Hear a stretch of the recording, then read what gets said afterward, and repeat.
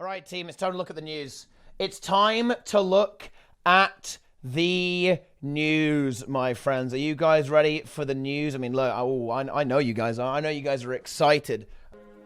What have we got, my friends? I'll tell you what we've got. The trailer for the Icebrood Saga Champions Chapter 2. ArenaNet's quest to make sure that this is a pretty big mouthful continues.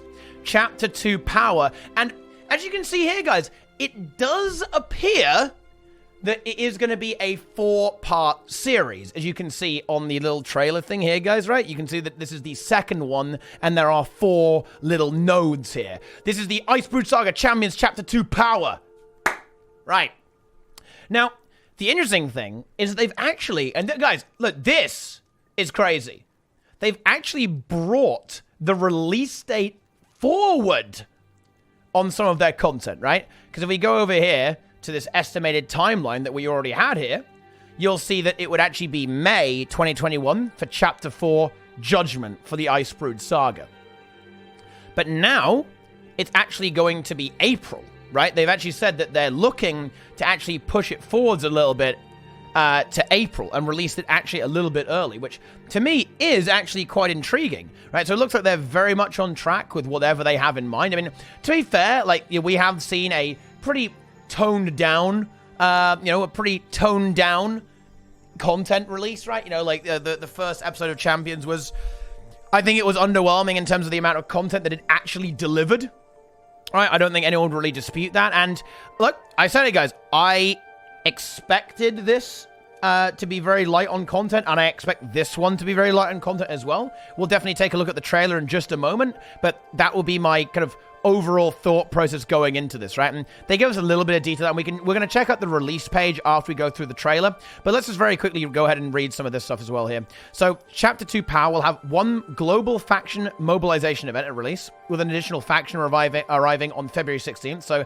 in other words, there are going to be 2 factions to go for, right, to unlock for the Dragon Response missions, and some little bits of lore there and some unique rewards.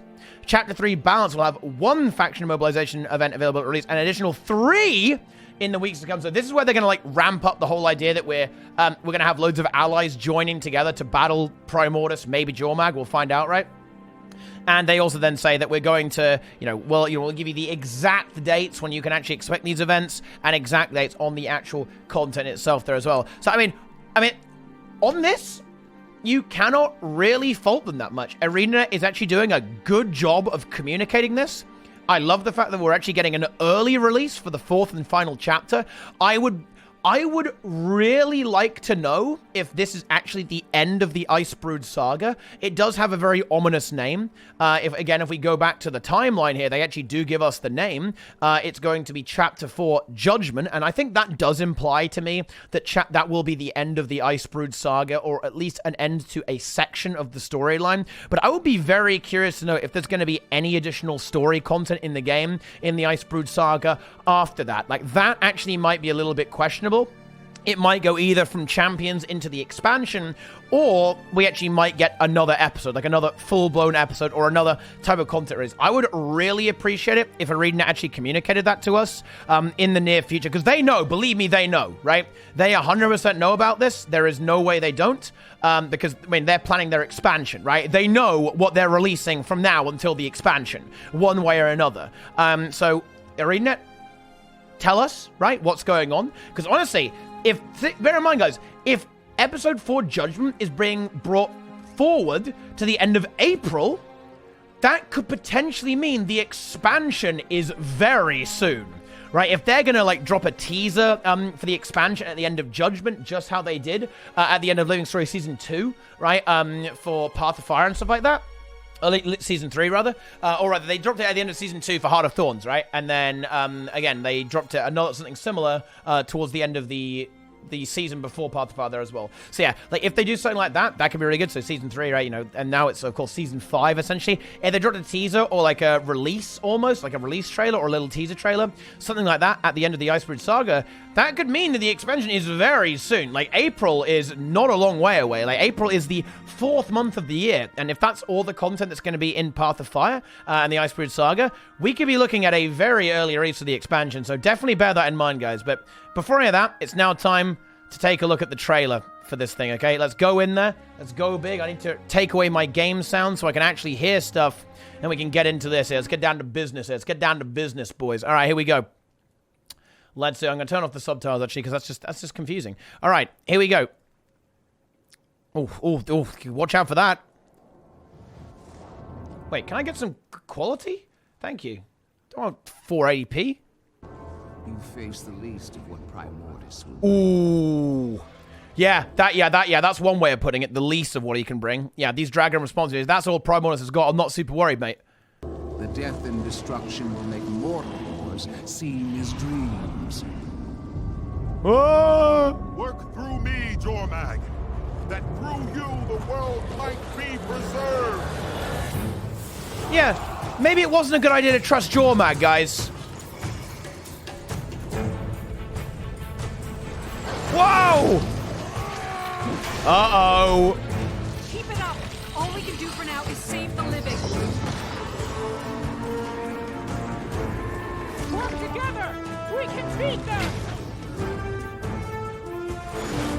What do you really think you can do in the face of Jormag's power? So, look, guys, okay? It looks like Jormag has betrayed us immediately, by the way. Just pointing that out, right? Okay, so, okay, right. We'll talk about this in a little bit later. I don't want to go too into this because I want to keep this fairly short. But seriously, right? This is going to seem really jarring from a narrative perspective. If this actually happens, guys, and Jormag betrays us immediately, because we're fighting Icebrood here by the looks of this, this means that in what we have one episode, we're like, oh yeah, dude, Jormag is my #1 buddy right now. And then next chapter, like 2 months later in game, or one chapter in, you know, chronological order, Jormag's like, oh, you got debated, fuck you, right? Like, come on, man. Yeah. Guess we're fighting on 2 fronts after all. 2 fronts on that confirms it. Are we? Or are we just caught in the middle?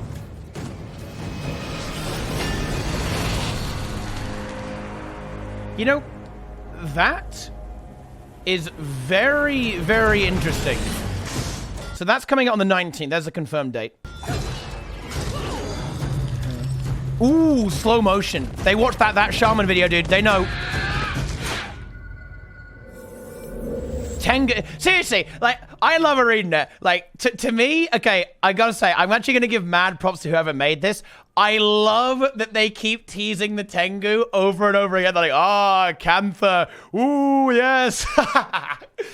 This is so cheeky. I think it really shows that they've got a bit of sense of, in a way, a bit of a sense of humor about them. They did it in the last trailer as well, and they're doing it here. I actually really like it. It's like really funny, really cheeky. You know, it's just like a little bit of humor, right? They know that everyone wants Tengu, everyone loves Tengu, right? Everyone loves the yeah, exactly, yeah. The future holds, right? Okay, like the future holds, bolstering your allies, bolstering your ranks with allies, and you've got the Tengu here. But yeah, this is very interesting actually, and I've got to say I'm going to actually praise ArenaNet here a little bit, actually. It looks like the dragon response missions are going to be a little bit more in-depth this time. Right, we're fighting a more complicated foe in a more custom environment. Like, pretty much the other environments we saw in the dragon response missions were basically, oh, we made the sky a little bit darker and we set stuff on fire, which, don't get me wrong, was actually very cool and atmospheric with some great music. But here, it looks like we're going to have maybe two Primordis dragon response missions and then 2 Jormag dragon response missions. Here as well, you can see that we have some icy terrain here. Obviously, you're going to be fighting Jormag in snowy areas, but, you know, we also are actually seeing hang on, if we go over here, what looks to be a morphed area, right? Like a frozen area that didn't used to be. I don't know where this is actually, guys. Like, I don't believe it almost looks like, is this like a frozen lake that Jormag's frozen? If they actually did that, yeah, it looks like Lake Doric actually. If they actually do that, that's actually super cool. They freeze the map over. That could be very, very interesting. from a map design, like actual living world perspective, like you can traverse the lake because it's all frozen over. That is actually very cool. I would love to see that if they actually did that. But seriously, once again, this is the really the massive thing I want to emphasize here. ArenaNet needs to back this up with gameplay. Right, some of these cool things. Yeah, you can turn into a dwarf now with that Chalice infusion. We're gonna see new skins. You can upgrade the skins, right, and all that kind of stuff. You're gonna have that new mastery tier going through. All this progression. But is there going to be the gameplay to back this up? Will they have iterated on the dragon response mission design? That is what is important here, right? I want to underline that right now while it's fresh in everyone's mind. Are they going to actually iterate? I actually like this trailer. I think this trailer is actually really well done. I think this is actually super cool. So whoever made this trailer, very well done, Arena. Whoever was like directing this and doing the art stuff. I love this. I actually love these colors here, like the red and the blue clashing with this kind of, this classic Guild Wars 2 painterly style here. I like the way, and it's actually funny, like the way they're doing this here, like listing off the features at the bottom. I love this when they do this stuff. Please do this for the expansion, by the way. Do like a teaser like this, like a feature teaser or a feature trailer for the expansion. This is amazing. I really like this. This is a great way to communicate ArenaNet stuff like this. So the actual presentation here is great. Do they have the gameplay to back this up? That is the question in my mind now. I really hope they've listened to the feedback and adapted the missions, made the pre-event skippable, for example, made the challenge mode more significant and add more mechanics to the boss, maybe change the way the rewards work as well, because it's a bit weird. I would change the way the faction allies work, because they're very, very buggy, and honestly can be more of a hindrance on the CM in particular, than even a help, actually. So I think there are a lot of issues that I hope they receive feedback on, and I hope they were able to actually able to address. If that isn't the case, then I'm pretty sad about that. I mean, that kind of sucks. All the new factions, it's pretty interesting. Like, I'm probably the wrong guy to talk about. Like, if you're like a lore buff, this is probably super cool, actually, that you're getting this coming through. Like you get to play with some, honestly, Skrit allies, that is fun, actually, to be fair. Like dwarf allies, that's a big hype there as well. Like some Guild Wars 1 stuff, kind of bringing that faction back into play. But again, like this is something that I think that actually they've done not a very good job of, right? Because they've got this faction mobilization effort, right? But there's no meat to it. There's no real lore attached to it. Like an NPC appears and says, hey, go do that event. It doesn't really, there's no like meat on the bones of that thing. You're not really expanding the universe with these new characters, right? And with this new lore. So again, I hope they've iterated on that as well. And we actually see maybe a presence from those factions in these maps, or more of a presence in the in the actual story there, in the actual lore, because you kind of don't really see that much. The faction, they're just kind of like there, right? Like the factions are just in the missions, right? There's no like context to them as such, right? It does seem a bit arbitrary. Unless I'm mistaken, I missed something in the first one. But if I'm missing, that's bad, right? Because if the game didn't communicate what was actually going on, then that's kind of that's not on me to an extent, right? Obviously, it is a little bit. Maybe I'm a Papega, but I don't think I am, right? I don't think it did a really good job of doing that. So again, hopefully you see some improvement there. But I've got to say, like, this is pretty hype. And actually, and I will say this, ArenaNet, ArenaNet gets a lot of shit for not putting compelling rewards in the game. And to be fair to them, Dragon response missions do actually have that going for them. Wait, why is my video frozen? In quite a big way. I think the Chalice infusion will actually be popular. I think that actually looks super cool. I guess it basically turns you into a permanent Rev Elite, which is kind of fun, right? So you can be like dwarf, dwarf forever there with, with the Chalice infusion. So that actually sounds pretty cool. They're adding new skins, upgradable skins too as well, which you have this kind of progression through the cosmetic system. Yeah, that's actually pretty cool. I think that's nice. I don't mind that from a rule perspective. I think people will be excited to get into that. They'll be excited to try some of this stuff out, and develop their characters and get some decent items. Like, I know the items aren't going to be like crazy flashy or anything like that, but if they evolve and have some particle effects and maybe a weapon trail or projectile effect like the bone skin and stuff, I think that's actually a really good place to be in.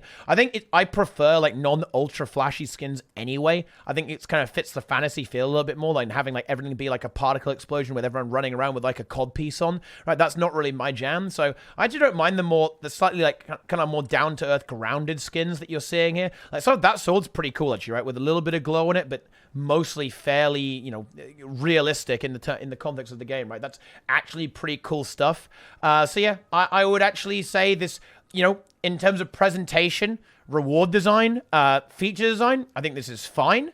The real question is going to be, how much story content is there going to be? Have they iterated on Dragon response missions? Have they iterated on the implementation of the factions and the allies as well? And just how much meat on the bones of this release is there really going to be? Because I think that was the major criticism last time, was it was basically not really a lot of content and not very engaging content. If they fix this, if they've actually iterated, then I actually think this can be a great release. It looks like these DRMs are in more interesting environments, right? Like kind of in deep there. We now have this secondary faction of your Jormag coming into play there, and we've got to fight them as well, and that could actually be like a really interesting lore. I think the characters say something pretty interesting, like, you know, we're just trapped in the middle here. What if Jormag's like, actually, you guys aren't good enough, like, you know, get out of my way, I'm dealing with Primoris, right? You know, what if it's like that? What if we betray Jormag, right? Like, what if it's like that? What if someone's like really hot-headed and starts going crazy, taking down Jormag? Jormag's trying to help, but we actually smush Jormag. Like, what if that happens, right? That could be the case. It could be the case that Jormag says, yeah, you guys suck. You guys are lame, right? You aren't important enough. Fuck you. I'm just going to bulldoze over everything and not care, right? And just take out Primoris. That's also a possibility. And that would be a more interesting narrative direction rather than, oh, Jormag betrays us. If it's like, oh, Jormag betrays us, I'm actually going to be sad, boy. Narrative team, if that is what you've written, change it now. You still got a week. Just get the voice actors in, redo the whole thing, and go around again, right? Like, don't let me see that. I do not want to see, aha, I was pretending the entire time. That's unacceptable, guys, right? So just get on that and fix it if that's the case. But again, presentation-wise, I actually really like this. And, you know, I think that's a positive thing to take away from this. If this continues in terms of the communication, the presentation, I will be very happy, actually. I think ArenaNet's done a good job here in showing off what they've got. I just really hope they back it up with gameplay. So, yeah, I guess that's kind of my overall thoughts, looking at the trailer there and looking at the overall feature set, and then we can just go ahead and quickly take a look at the actual release page. It'll be basically the same thing here, but, you know, in a slightly different format, I suppose. But we can take a look at the details here. Like, we give you some details on, like, the actual items that you can get. So yeah, it's, oh, interesting, actually. Fields of Ruin, Thunderhead Peaks, Lake Doric, and Snowden Drifts. Very interesting, by the way, that they brought back a living world map. So you'll presumably have access to that. Even if you, you'll be able to go there because you can go through the North. That is very interesting, actually, that they've got living world maps here. This means that players that don't have this will be able to experience those maps. That is very smart by ArenaNet to reuse these, by the way, because they're not part of the base game. So that might even convince people to potentially buy those episodes as well to experience the actual norm maps there as well. That is a efficient and quite interesting decision. I like the decision there. That's good. Very good stuff. The allies you've mobilized will come and aid in your events and help you take down the deadly incursion leaders. Again, they better be deadly. Give me those CMs. Give me some iteration here. I don't want to wait 5 minutes at the start, ArenaNet. Don't do that to me. Deldrimor Dwarves. I mean, again, this is something that I really hope they don't skimp out on. Please, give us some context on where are these dwarves coming from? Like, what happened? Like, why are they coming out of the ground again? Like, why now? Is it because Primoris is awakened? They've been driven to the surface? They've been summoned to fight the cause? Because that's what they did in Guild Wars 1, right? In Guild Wars 1, they were essentially warriors battling Primoris. Are they doing that again? I don't want to see a Deldrimor dwarf just rock up, right? In Eye of the North and say, oh yeah, by the way, the dwarves are here now. I hope this is very well integrated into the story. I suspect it will be, actually, seeing as it looks like the dragon response missions will be kind of in a dwarven context, maybe. If you've got one in Thunderhead Peaks, right? Or something like that, and hopefully we see them in the actual story episode, like the little story instances as well. I think that will be a good way to go about that too. And actually, yeah, look at this. All these extra, all these rewards, upgrades for your Dragon Slayer weapons. Upgrades, guys. Interesting stuff indeed. Very, very, very interesting stuff, guys. I like it. I like it. Although, actually, seriously, cause if they don't fix that, by the way, look, I'm kind of breaking the flow here, guys. I'm breaking the flow here a little bit, and it's making me mad, okay? It's making me mad. Look, ArenaNet, please fix my #1 pet peeve, right? Fix story dialogue being overwritten by ambient dialogue. Please fix it. I'm not like a mega lore buff, but I want to listen to the story, okay? I want to listen to the dialogue. I don't want to have, and as they're saying, have you considered joining the Mist War, sir? No, I don't want to join the Mist War. Like, World versus World is a dead game mode. I don't want in. Let me listen to the NPCs, telling me what a great idea it is to join Jormag. No, we're not doing that, right? Seriously, just fix that. New rewards. Learn to /stretch. Oh, I mean, that's handy. I mean, that, you know, you're going to be stretching after you're yawning, right? From the Dragon Response missions, maybe. Infuse your gear with the Deldrim or Stone's Confusion. No rights required. Yeah, exactly. Don't turn into a permanent rock, just temporary. Unlock more battle benefits and allied faction vendor items for the Dragon Slayer Master and more. Yeah. And yeah, new mastery, which will probably... Again, like, I'm not a huge fan of the... I'm not a massive fan of masteries in general. I think they power creep the game. I hope this is more of like a utility thing they go in instead of like it gives you more damage, right? It gives you a buff that makes you stronger. Like power creeping in the game this way is very unhealthy in terms of game design.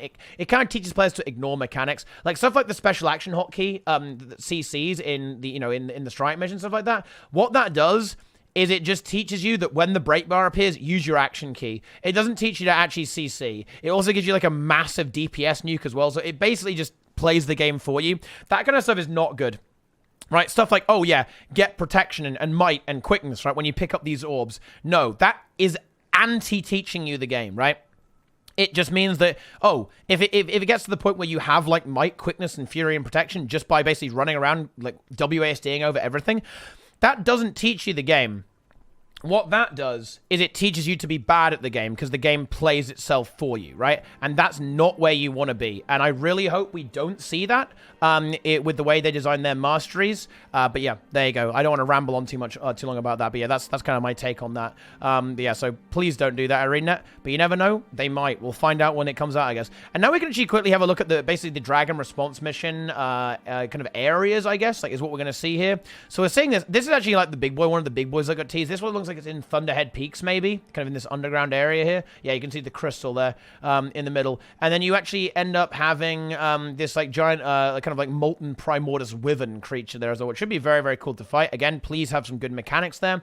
Please back it up with some actual meat. And then you have this Lake Doric environment that's been frozen over. Very cool design decision, by the way. I like that a lot. Very well done, Arena. I love to see that. Looks like they are maybe reusing some assets as well, but that's okay. I think you're going to see like the same destroyer mobs coming up there. But, you know, to be fair, they all actually do have like new interesting mechanics. Like some explode, like some will have like different attacks, like leap on you and all that kind of stuff, right? And they have some different moves, like some shock waves, that kind of stuff. So that, you know, they're well designed mobs. We see some story stuff. This character, by the way, guys, is the commander. If you're wondering like who that is, this is the character they use to represent the commander. In all this, so this is a story instance here. So we've got some char stuff going on here. So it's like the Furfest VIP commander right there. I love to see it. Wow, good shot there. To be fair, actually, look, I've got to give this actually. ArenaNet, they've stepped up there. They have actually done a good job of this, right? Okay, yeah, okay, all right, okay. I'm liking this. That's a cool shot. Right? That's a very dynamic shot, right? You got this giant destroyer here, like this, throwing the greats like a great sword 4-on warrior there. This guy's getting knocked back. This is a really cool shot as well, actually, of this Norn here with the new infusion. Looks cool, actually. I think people are going to make use of that 100%. That's a good infusion. A pretty cool shot of this guy kind of like, oh, yeah, oh, look, I better start moving. Now, he looks like he's about to start shuffling. A bit of a dance going on there. I like it. Then you've got, this is Ebonhawk getting exploded. Yeah, that's pretty cool. I kind of like the whole city under siege kind of thing. That could be pretty interesting stuff there with the Ebon Vanguard. That's a nice setting, I think. We've got some dwarves going on here. Look at them. Look at them go crazy. Like, oh, yes, I have awoken from my slumber to fight my ancient enemy, but I picked the wrong one. This is Jormag, not Primordus, but I guess any dragon will do. All right, and there we go. Wait, what? Is that one in twice? Wait, what? Oh, wait, what happened there?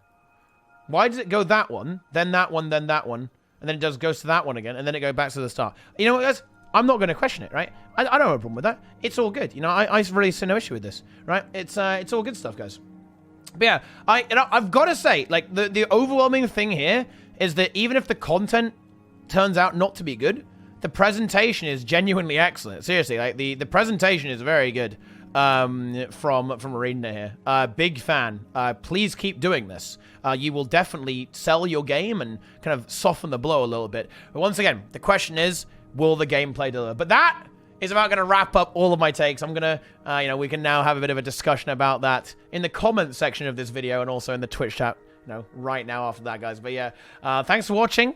If you're on YouTube right now, okay, and I'll see you all around, I guess. And I'll see you on February 19th, where we can all complain massively about 5-minute pre-events and, you know, grinding dragon response missions, I guess. But, you know, I'm sure we'll figure something out there as well. But yeah, actually pretty interesting stuff. I think there's definitely some positive hope there. And if ArenaNet's actually iterated, this should actually be a great release and a great piece of content. Let's hope for the best, guys. Bit of PMA there about the place, bit of positivity. But yeah, that is all.